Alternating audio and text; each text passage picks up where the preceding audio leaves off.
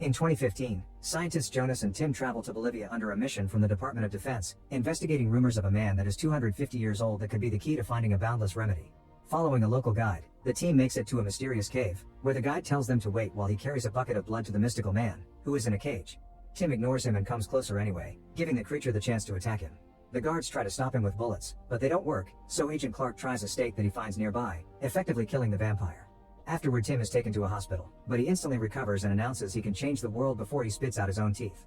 3 years later, Agents Brad and Phil go to a state prison to offer death row inmate Anthony the chance to be a patient for a government project called Noah. Anthony is wary, but Brad convinces him by pointing out he can use his life to save others instead of wasting it in jail. In the Noah facility, Jonas is the leader of the team of scientists that are handling the project, including doctors Nichole and Daniel. Their goal is to find a cure for the avian flu, which is killing billions of people. When Daniel comes up with a theory, he takes the team to Cell 4B, a quarantined area that holds Tim and other test subjects that were recruited from death row. Since the Bolivia incident, Tim has become a vampire, and so has every subject they've given the same virus from his blood. They're immune to every disease but also extremely dangerous. Daniel points out they are all failures because of their age and their next test should be a child, and Nichole agrees for the sake of the greater good, so she asks Clark to send some agents to find an orphan. Meanwhile in Memphis, young Amy is spending some time alone reading her favorite book. When she returns to her house, she finds the police there and immediately guesses that her mother has died from an overdose. Since she has no relatives, Amy is put in foster care. Sometime later, Brad and Phil bring Anthony to the Noah facility, and Clark immediately gives them a new mission. The duo drives all the way to Memphis and visits the foster home where Amy is currently living. As soon as Amy meets the agents, she's suspicious of their intentions, so when she's sent upstairs to pick up her things, Amy escapes through the window. Brad notices and stays silent because he doesn't want to kidnap a child, but Phil notices too, so both agents jump into their car and chase Amy through town. They find Amy at the park, and when the girl defends herself with a kick, Phil responds by hitting her. Then he throws her in the back of the car to drive away from witnesses. A few blocks later, Brad stops the car and hits Phil, threatening with worse if he hits Amy again. Afterward, Brad comforts Amy and makes sure she isn't hurt, but she's still scared of him. Back in 4B, Sweeper Lawrence tells Jonas that he and many other employees have had many very realistic nightmares of Tim, but Jonas dismisses it as cabin fever. Daniel and Clark are inspecting inmate Shauna, and while Daniel is sure the subjects are no longer productive, Clark can't help getting a creepy feeling as he stares at her. When it's feeding time, a sink is filled with blood, and Shauna approaches it to drink while keeping eye contact with Clark. Later, Nichole returns to her bedroom and finds Clark waiting. The two end up getting busy, but in the middle of it, Clark suddenly sees Shauna instead of Nichole. Shauna accuses Clark of lying to her before revealing her vampire face to bite him, but at that moment Clark wakes up. Back to Amy, she notices there's a carnival nearby and Brad offers to take her. Phil reminds Brad that the girl is just a mission, but Brad ignores him and has lots of fun with Amy, allowing them to bond. Suddenly Brad gets a call from his ex-wife Lila, who explains she's considering getting married again. However, she wonders if Brad wants to give their relationship another try, but the weight of their daughter's death is still too heavy and Brad hangs up. Thinking about his daughter causes Brad to make a choice and he follows Phil to the bathroom, where he sneak attacks him and leaves him unconscious. They steal a different car and after a few hours of driving, Brad takes Amy to a lake so she can say goodbye to her mother properly and deal with her grief, which Amy appreciates. When the news of Brad's escape reaches Noah, Clark is sent to find him. Meanwhile, Anthony is examined by Tim, who at first looks human but soon begins changing into his vampire form.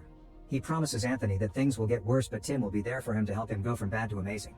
Then Tim snarls, and Anthony wakes up from the nightmare. Sometime later, Brad stops at a gas station and sees his face on the news because he's now a wanted man, thus he uses a payphone to try to warn Lila about Clark. It turns out Clark is already there, so Lila pretends she's getting a call from a patient to give him a clue.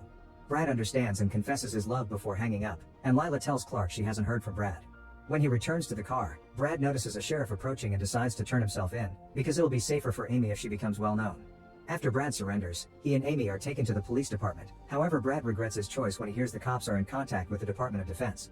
While the sheriff is turned, Amy sneaks behind the counter and grabs the handcuff keys to free Brad. At that moment, Clark and his men arrive, so Brad takes a gun from the sheriff right before the agents come inside and kill the poor guy. Brad immediately shoots back and kills a few men before going hand to hand against another. On their way out, the duo encounters Clark, who hesitates to shoot his best friend. Brad takes the chance to shoot a fire extinguisher, forcing Clark to step back, then he grabs Amy and steals a police car to escape. Amy notices Brad got hurt and that the agents are following them, but Brad promises it'll be okay and turns on the police sirens to speed through an intersection, causing a car accident that blocks Clark's way. A few miles later, they see there's a school bus about to leave on a class trip, so Brad pulls over and pretends Amy is a new student that forgot her papers. Amy is allowed to join the students on the bus, and she sits at the back to open the emergency exit and let Brad inside.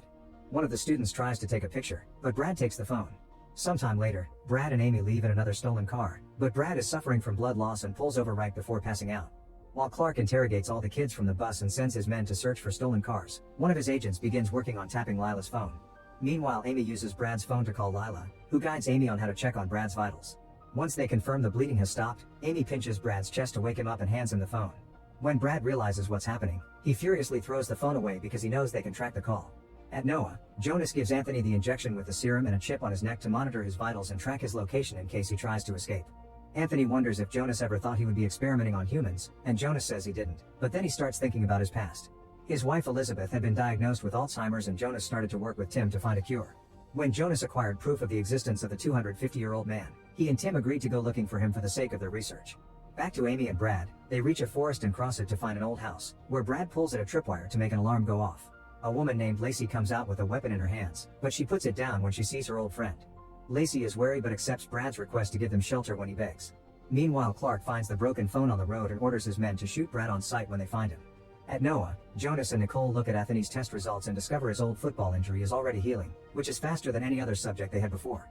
This reminds Jonas of how obsessed Tim had become with the serum, and it was him who accepted to work with the Department of Defense because they would pay for the research. Elizabeth thought they were breaking the code of ethics, but Jonas thought healing her was more important. While Amy and Lacey bond, Brad hears the alarm going off, but it turns out it's just Lila, who knows the places where Brad would hide. Over dinner, Lacey informs Brad she's gotten a boat and passports from a contact so he can leave for Canada, but she also points out Noah will never stop chasing him because he knows too much and they'll probably just kidnap another child. To reach a compromise, Lacey offers to spread the story while Brad escapes with Amy, and Brad gives her the names of all the inmates he took from prison to Noah. Afterward, Lila takes care of Brad's wound and they reconcile. At the facility, Anthony's exercising when he suddenly hears loud music. He goes to investigate and enters a room that appears to be a bar where he finds Shauna and Tim, who tells him not to trust Jonas. They also try to share a glass of blood with him, and when Anthony turns it down, Shauna reaches inside his mouth to prove he's losing his teeth to let the fangs grow. When Anthony tries to leave, Tim gives him a message to pass to Jonas before he snarls to make Anthony wake up. The next time Anthony sees Jonas, he tells him about the dreams and passes Tim's message, which says you already changed the world, you have to wait to see how. Afterward, Jonas goes to see Elizabeth at the psychiatric hospital, but her advanced illness doesn't let her remember or understand anything.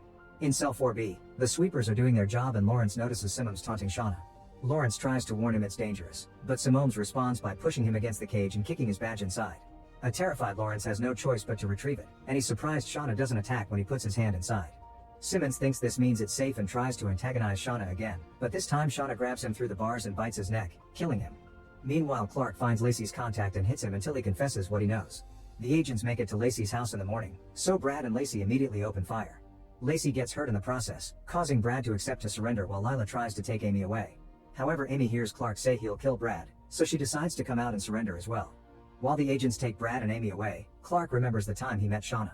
He found some of his men trying to take advantage of her, so he beat them up and sent them away before calming Shauna down. The two of them chatted and became friends. Clark also promised her the test wouldn't hurt. Once they reach the facility, Amy and Brad are separated. Clark then joins a meeting to analyze the footage of Simon's death, and the scientists realize Shauna is more human than they thought because she only attacked the person that bothered her. Clark thinks this is a security issue and says they should euthanize her, which Jonas authorizes.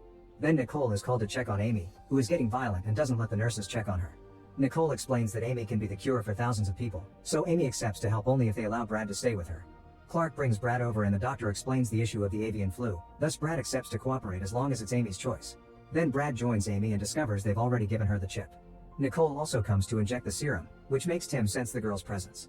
When a nurse comes to check on Amy later, Brad uses the chance to steal an injection from the cart. Afterward, they both take a nap, but Brad wakes up when he finds Lawrence in the room. The sweeper tries to warn him that Tim will come after Amy, but the conversation is interrupted by two guards that quickly separate them, and Brad uses the chance to steal a flashlight from them. Later, when Brad meets Anthony, he hears how he has nightmares about Tim too. Afterward, Amy uses crayons to pass notes under the door that connects to Anthony's room. Anthony quickly responds and they become friends by passing notes all the time. Later in the evening, Brad hears some noises and leaves the room, noticing Lawrence taking the elevator. Brad follows him and uses the injection he stole to put him to sleep. When they make it to cell 4B, Brad opens the lock with Lawrence's eye and discovers the monstrous state of all the test subjects, feeling bad because he brought them here from jail. At that moment, Jonas catches Brad red-handed and explains it's a side effect of the virus, but they're doing this to save people. Brad returns to his room, only to have a nightmare about Tim telling him to stay out of his way. Meanwhile, Lila is making some calls to ask about the missing inmates, but everyone hangs up on her.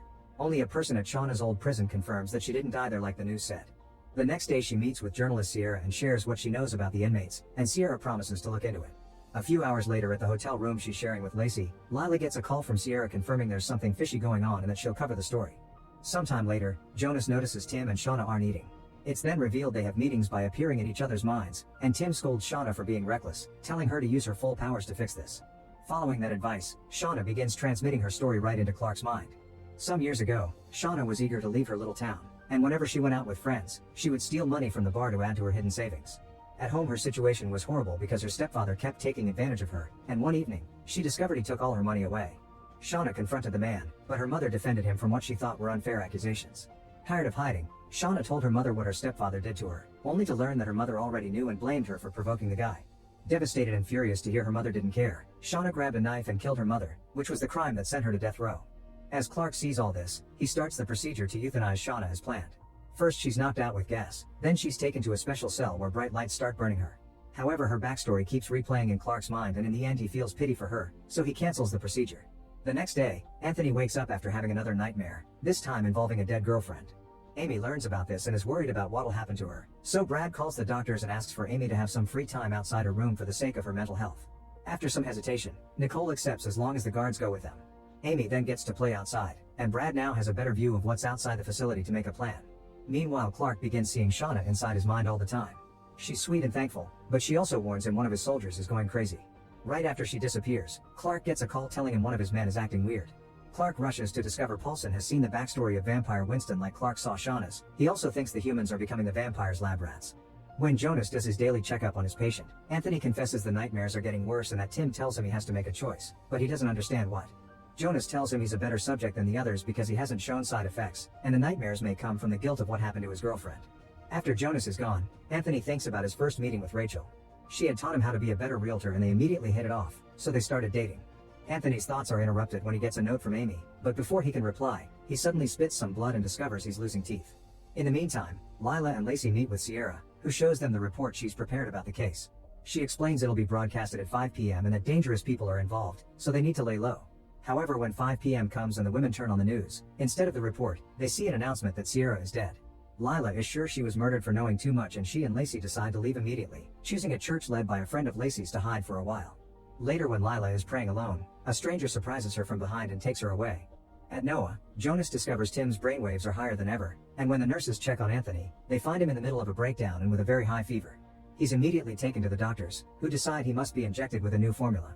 Outside, Amy borrows some binoculars and discovers there's a sniper on the roof. Brad immediately pushes her down right before the sniper shoots, revealing him to be Paulson. Clark and his men immediately come out, and while they exchange shots with Paulson, Brad and Amy sneak around the forest. Once the agents manage to get Paulson's attention, the duo quickly runs to find cover with Clark. At that moment, Paulson shoots the electrical substation and leaves the entire facility without power. Clark is ordered to solve this quickly because they need the machines to save Anthony, and Brad offers his negotiation skills to talk to Paulson. Anthony is put in a bucket with ice to deal with his extreme fever, but he won't wake up and keeps dreaming about Rachel. His sweet memory is interrupted by Tim teasing him, and while Jonas watches Anthony's vitals, he reaches the conclusion Tim is accelerating the mutation. Amy is worried about Anthony too, and Shauna suddenly appears in her mind to talk about the changes they're going through. She shows Amy her real face and explains that will happen to Anthony and Amy too, but Amy refuses to accept she's a monster. On the roof, Brad reaches the roof and talks to Paulson, who confesses he's already smuggled a vial of Tim's blood and hidden it, so they can't kill him if they want to know where it is. Brad tells him he's on his side and that he wants to shut down Noah too, mentioning the dreams and what he saw in 4B. Paulson gives in and explains the vampires can control them, mentioning what Shauna made Clark do. However, when he's about to say more, Paulson is shot by Clark, who says the smuggled vial had been a lie and questions Brad's loyalty. Brad pretends he just had been bluffing to make Paulson talk. Back to Anthony, the next memory he sees is of the night Rachel showed up with wounds on her face. It turned out she was married, and her husband beat her, so Anthony had always been her escape. Anthony felt betrayed but still let her stay the night for the sake of her safety. However, when he woke up the next day, he found Rachel dead in the pool, probably killed by her husband, but Anthony was blamed for it and sent to jail. At that moment the power comes back and the doctors rush to save Anthony, but it's too late. Tim shows up in Anthony's mind and taunts him as he reminds him the system failed him when they trusted the rich white guy more than the poor black man. Anthony has always lacked power for a better life, and time can offer that to him. Desperate to survive, Anthony gives in and lets the mutation take over his body, becoming a vampire that begins attacking the nurses in the room. Jonas tries to help and he's pushed away, so Nichole drags him into another room only to discover Jonas has possibly dangerous blood on his face. Sometime later, Director Gilder from the Department of Defense comes to Noah to check on the recent trouble. Brad sees him through the window and doesn't like where this is going, so he and Amy agree they should escape. While Gilder tells Clark he wants to talk to Amy without Brad around, Jonas asks Nichole to put him in 4B until they're sure he isn't infected. Afterward, Nichole and Daniel give Gilder a report of what's been going on, commenting on the fact that vampires appear to be telepathically connected to each other. Nichole's worried about how dangerous the project is becoming and asks to terminate all the subjects except Amy, who has been doing well. However, Gilder refuses because the potential for telepathic powers means this could be a powerful weapon, and finding the cure for the avian flu can be left to the other dozen labs the government is working on it. Nichole complains because this isn't what she signed up for, but Daniel's willing to develop a method to control the vampires. During lunch, Brad and Amy go over their plan to escape, and Amy accidentally finishes Brad's sentences. Brad realizes Amy can read minds now, and advises her to keep it a secret. Their chat is interrupted by Clark and the guards, who take Brad away so that Amy can talk to Gilder. Nichole refuses to leave Amy alone with Gilder and joins the meeting, feeling proud of Amy when she calls Gilder a bad guy. Gilder wonders if Amy can read his mind, and Amy denies it before Nichole announces the meeting is over. Afterward, Nichole tells Amy she doesn't trust Gilder and that she wants to free Amy, so the girl tells her about their plan. Brad is kept cuffed in a room, and he suddenly begins dreaming about Anthony, who tells Brad that Gilder wants to turn Amy into a weapon. Meanwhile, Daniel takes Winston out of his cell for an experiment during which he uses a machine to connect his mind to the vampires. Daniel shows up in Winston's mind, and the vampire starts teasing him, but Daniel concentrates and uses the connection to make Winston's body move against his will, proving they can control the vampires. Gilder is called for a demonstration, but when Daniel tries to control Winston again, nothing happens. In 4B, Tim keeps staring at Jonas, making him imagine he's visiting Elizabeth. Tim also shares the memory of a night the three of them had dinner together. Jonas had been too busy with a speech, so Tim offered to take Elizabeth home. He used the opportunity to tell her he loved her and they ended up kissing. Then Tim shows up in Jonas' mind to scold him for not curing Elizabeth in time before moving to Elizabeth's mind, where he starts clearing out her Alzheimer's. Back to Nichole, she frees Brad and takes him to the blood cooling room where Amy's hiding. They'll have to wait here for Nichole's sign. Because of her developing powers, Amy doesn't feel the cold. She also confesses she's hearing lots of thoughts. Clark discovers Amy's missing and Shauna appears in his mind to tell him where to find her because the vampires want Amy to stay. At that moment, the sweepers enter the cooling room and see Amy, so Brad immediately knocks them out. Now they've been seen, they can't wait anymore and they run away without noticing Amy accidentally drops her beloved book. Meanwhile, Daniel wants to try with Winston again, but before he can even connect the machine, Winston appears in his mind. It turns out the machine never worked and Winston had been pretending so they would take him out of his cell. Winston begins controlling Daniel to make him turn off the lights and free him from his bindings. Then he chases Daniel into 4B where he kills him right in front of Jonas before running away. Tim shows up in Jonas' mind to tell him he isn't infected, but this time Jonas retaliates by saying he already knew about the kiss. Elizabeth had told him she made a mistake and they worked on their relationship to move on, but Tim clearly never got over it and he's still bitter that he lost. Tim says he didn't lose, and Jonas demands to be freed so he can run back to his bedroom, where he finds Elizabeth waiting for him completely healed. There's a serum injection lying around, implying she's been infected as well. Brad and Amy try to escape through the emergency tunnels only to find their way blocked by Winston, who immediately jumps on Brad. When the vampire is about to kill him, Amy screams so powerfully that she pushes Winston away before passing out. When she wakes up minutes later, she's stuck in an elevator with Brad, who reminds her not to tell anybody about her powers. While Clark forces the elevator open to save them, Nichole shows Gilder Daniel's body to make him shut down the project, but he still refuses. Shauna uses the chance to contact Nichole's mind, reminding her of the time they met and how Nichole accepted to bring her movies so she could be less bored. They ended up watching the movies together, and they became friends, especially when they bonded over their semicolon tattoos that indicated they both tried to end things for themselves in the past. Meanwhile, all the agents are concentrating on tracking down Winston, so Amy reveals that she has powers and can see into Winston's mind. Brad doesn't want her to get involved, but Amy changes his mind by pointing out she wants to stop Winston from hurting more people. In the middle of a road, the man transporting Lila stops the car when he sees a body and comes out to check. Suddenly Winston jumps out to attack him, so Lila uses the chance to hide in the forest. Moments later, the NOAA crew arrives to check the bodies and Brad finds Lila's wallet in the car, so he punches Clark for sending his agents to kidnap his wife. At that moment, Amy gets a vision of a cabin with a lady, then begins running through the forest to find it. At the cabin, Winston is feeding on the old lady, and he gets a mind visit from Tim to scold him for being reckless. Winston doesn't care about Tim's plan, but Tim warns her that Amy isn't on their team, so he must kill her if they want to survive. Winston runs away right before Lila finds the cabin, and she tries to help the lady with her wounds. When the lady wakes up a few hours later, all her scars have disappeared. Suddenly she transforms into a vampire and tries to attack Lila, but at that moment the agents arrive and shoot her until she's pushed under the sun and dies. Brad rescues Lila, and Amy announces she can see Winston at a pumping station. The crew crosses the forest to find the right building and Brad tells Amy to wait outside while he enters the building with the agents. They find lots of workers that have been bitten and transformed, and as the team shoots them down and loses some agents to surprise bites, Winston runs outside and bites a guard while the sun begins to burn him. Amy can tell he wants her, so she runs away to make him chase her. She hides inside an abandoned building, and when Winston catches up to her, she screams to make some furniture drop on him. Winston survives and keeps on chasing her, but luckily Brad shows up and shoots him down after opening a door to let the sun in. As soon as Winston dies, all the transformed workers die as well. Afterward, Clark admits to Brad that he was right and promises he'll help him escape when he finds an opening. Gilder shows up and makes Amy ride with him while Brad and Lila take a car, but the couple is suddenly knocked out. Back in the facility, Jonas and Elizabeth finish getting frisky, and Elizabeth confesses she had seen Tim in her dreams. Jonas is forced to explain everything, which leaves Elizabeth upset and disgusted. Afterward, Jonas tells Nichole that he checked the surveillance footage and learned it was Lawrence who gave Elizabeth the virus injection because apparently Tim is controlling him. Nichole also looked at the footage and saw Amy scream pushing Winston, which makes her think she's more powerful than Tim and they could use Amy's blood to fight Tim's control. While Nichole is working on a cure, Shauna shows up in her mind to call her out for her fake promises and all the people she's killed with her experiments. When Nichole snaps out of it, Jonas finds her and tells her about Elizabeth and Tim, so they agree it's time to get rid of all the vampires. Jonas goes to 4B and turns on the UV lights to burn down the vampires, but since everyone is connected, this starts hurting Elizabeth and Amy too, so he's forced to turn it off. Moments later, Gilder and Nichole speak with the Secretary of Defense. Nichole still wants to shut down the project, but Gilder comments on all the powers they've discovered so far, and the Secretary allows them to keep going. Afterward, Gilder meets with a man called Martinez, who had the original idea to use the vampires as weapons. Gilder is thankful for his guidance, and Martinez helps him further by giving him a list of NOAA employees he needs to replace with new trustworthy people. Meanwhile, Jonas checks on Elizabeth and when he uses a flashlight on her as she almost gets burned, confirming she's slowly turning as well. Brad's now dreaming of happy memories with his daughter, but when he wakes up, he discovers he and Lila are trapped inside a trunk of a moving vehicle. Immediately they grab the trunk's internal wires and use them to loosen the zip ties while they chat about their memories of their daughter. When Lila forgot to buy the markers the girl needed, Brad stopped by a convenience store where a robber suddenly burst in. Brad had tried to negotiate with him, but his daughter came inside looking for her dad and the robber shot her. Noticing his friend is missing, Clark asks Amy to use her powers to locate Brad, but she can't see everything. Clark promises to find him and leaves, only for Amy to be visited by Anthony next, who telepathically shows her where her book is and uses the chance to pressure Amy into talking about her mother. Amy cries as she reveals she feels responsible for her mother's death because they had an argument and Amy told her she hated her, which probably caused her to get an overdose to forget.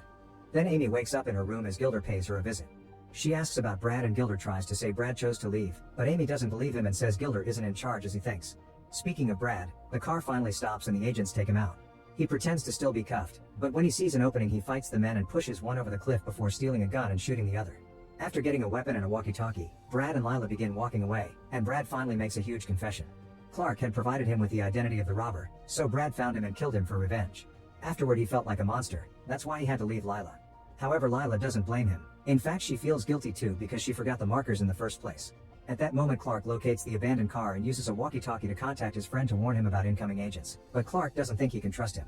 Moments later, they're found by another agent, but when they're about to get killed, Clark shows up and kills the man first. Clark swears he's on their side now and hides Lila and Brad in his trunk to take them back. At NOAA, Anthony visits Amy again to apologize for making her cry, but he insists she needs to explore her grief and accept her mother doesn't blame her for anything. He also reminds her not to trust him. Elizabeth is struggling too because Tim keeps visiting her and she doesn't know if choosing him or Jonas. While Gilder begins installing extra security measures all over the facility, Nichole informs Jonas the cure isn't ready yet. Tim asks Elizabeth to choose already, and Elizabeth chooses her husband, asking her to euthanize her before she becomes a monster. Jonas does so while clinging to her dying body. In her room, Amy practices using her powers and conjures an illusion of her house and her mother, who hugs her and promises she doesn't blame her for anything. Then she gives Amy a box of matches, telling her to light her own way. At that moment Brad and Lila arrive, but they can't wake Amy up because Tim is now appearing in her mind. While Tim tries to convince Amy to accept the change, her real body is taken to the emergency room and Gilder forbids Nichole from coming with her. After another short meeting with Martinez, Gilder gathers most of the staff and tells them the project is over, so they can go home after they have a goodbye party. Nichole and Clark agree they need to save Amy, but the lock permissions have been changed and they don't have access to the labs anymore. Moments later, Amy manages to push Tim out of her mind and wakes up tied to a bed in the 4B, where all the vampires stare at her. Meanwhile, Gilder is ambushed by Brad, Clark, Nichole, and Lila, and they make him activate the elevator to take them to the labs. Clark stays behind to guard the door and notices on his tablet that Lawrence hasn't been fired, so he asks his men to find him. Then he begins thinking about Shauna and the time he caught her escaping the facility. She had been scared of the nightmares about Tim, so to calm her down Clark took her to a diner. There they bonded over their childhoods and bad parents, and Shauna asked him to run away with her. However, more agents arrive to take Shauna back, making her feel betrayed by Clark. When the group makes it to 4B, they disarm the guards by threatening Gilder, and Lila and Nichole begin working on a cure again. Brad finds Amy and tries to free her, but Amy refuses because she thinks she's too dangerous now. After Tim sends another taunting message to her mind, Amy wakes up and spits out her teeth.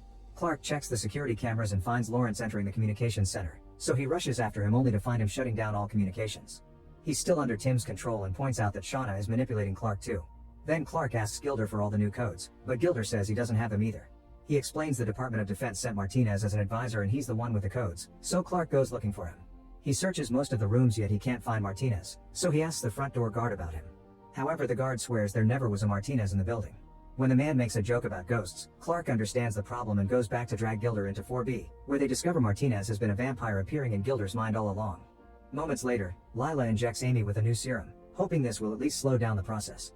Clark meets with Brad and they agreed to fill the vampire cells with a special gas to knock them down. Then Clark gives Brad Lawrence's badge before leaving to start evacuating the facility.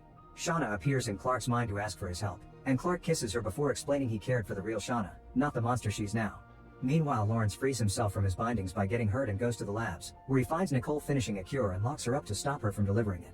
Afterward, Lawrence knocks Lila out and finds Gilder to steal his badge. Tim approaches Amy again and gives her a bike before showing her the entrance of a tunnel, which she must cross to become more powerful. She begins riding through the tunnel, but then she hears Brad talking sweetly to her in real life and stops to have a breakdown. Remembering the matches, she decides to light one up and finds comfort in Brad's and her mother's advice, making her brave enough to turn around and leave the tunnel with Tim behind. Amy suddenly wakes up, but so do all the other vampires. At that moment, Lawrence opens all the cages with Gilder's badge, and Brad quickly grabs Amy and Gilder to run into a corridor and close the door before the vampires can get them. When Amy turns around, she reveals yellow eyes and she begins seeing a memory of Tim back in Bolivia. Surrounded by soldiers inside a warehouse, Tim felt feverish because of the virus and was bleeding in his mouth. The locals wanted the guards to kill him, and Tim thought it may be a good idea, but Jonas promised he would help him and hired a helicopter to leave the country. When the vision is over, Amy controls the transformation and cancels the yellow eyes, then she runs away with Brad and Gilder. Clark wants to go down there to help, but Lawrence has blocked out all the entrances. Brad finds Lila plus a medic and 3 soldiers tied up, so they immediately free them while Brad tells Clark and Jonas about what happened. Jonas thinks they've lost Amy and that they should use the explosives they installed in 4B for emergencies like this, but Clark refuses because he wants to give Brad a chance first. While the group tries to free Nichole, Amy has another telepathic encounter with Tim, who gets furious because Amy won't join him, but Amy sends him away. At that moment, Clark announces a tech is slowly overriding the system, but Gilder also notices the vampires have suspiciously stopped hitting the cell door. Suddenly the lights go out and Amy looks up to discover the vampires are in the air ducts. The group begins running away and Nichole tells them to blow up the place with her inside once Amy is safe. As they run down the corridor, the vampires jump on them to attack, starting a fierce fight full of shots and biting. Anthony manages to bite Lila before Brad pushes him away, then the group rushes out of the corridor to finally reach a door that gets sealed behind them to separate them from the monsters. The elevator begins functioning again and Lila thinks she shouldn't go, but Brad sends her with the group while he stays behind to retrieve the cure. The vampires manage to break down the door and go down the other corridor to chase after Brad, who finds Lawrence almost dead on the floor and ignores him. Meanwhile, the group reaches the first floor, and Gilder wants to shoot Lila before she transforms, but Clark forbids it. Then Clark calls Nichole to inform her that Switzerland has found the vaccine for the avian flu. A guard finds the manual for the electric locks, and Clark now can guide Nichole on how to hotwire the security panels. Nichole manages to open the doors only for Shauna to come in and send a message to Nicole's mind, wondering why she had been nice to her. Nichole explains she truly wanted to be her friend because unlike other criminals she's good, and Shauna admits that she doesn't completely like Tim's plans because he wants to kill innocents too. Nichole is about to reach a deal with Shauna, but at that moment Brad shows up and shoots her, causing her to run away. After grabbing the cure, Brad and Nichole hide in Tim's cell right before they're surrounded by the vampires. Meanwhile, Amy hears Gilder is eager to blow 4B up, so she uses her powers to have another talk with Tim, who explains that if the bomb goes off, his death will kill Amy too. Next, Anthony shows up and tells her blowing up the vampires together with Brad is the right thing to do for the greater good. While Clark fights against Jonas and Gilder over what to do, Amy approaches the computer and activates the explosives, which will go off in 2 minutes. The lights go out in 4B and the vampires run away to save themselves. One of the techs finally finds an alternate exit and Clark instructs Brad to break a near wall to find a hidden panel.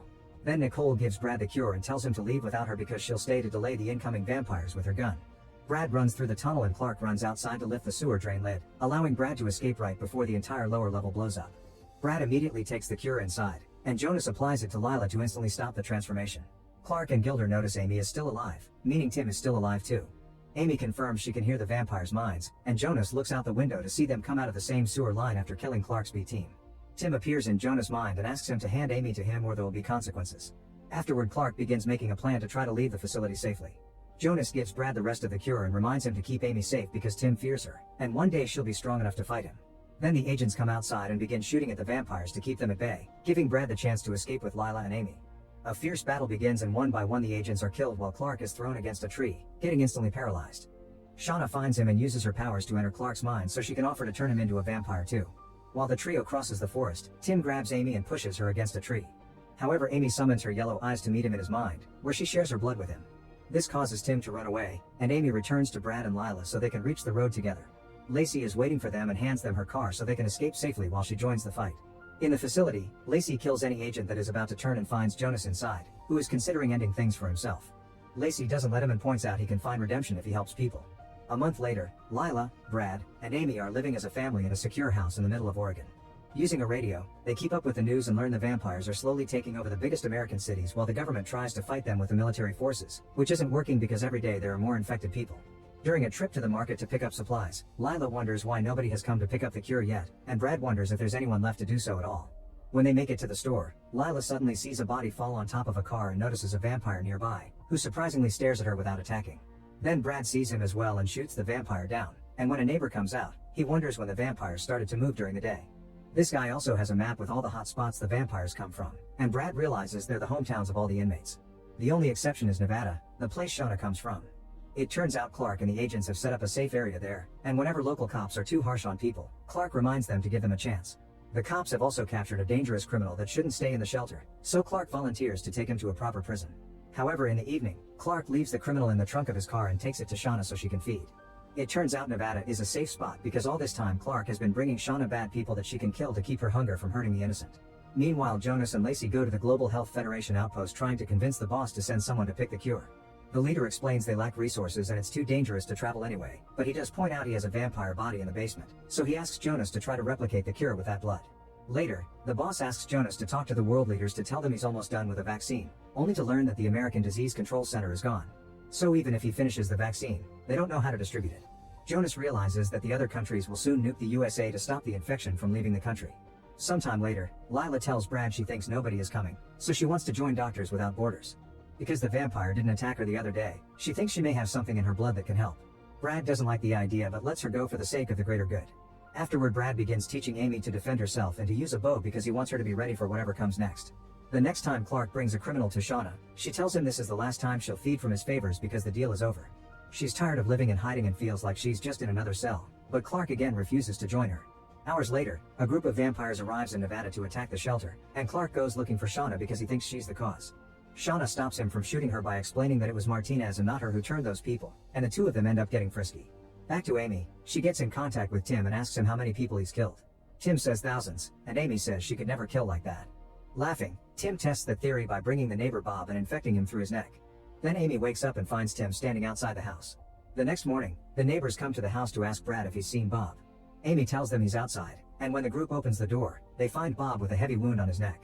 Bob doesn't want to be a monster and asks Brad to end things, but before Brad can shoot him, Bob finishes transforming and attacks him.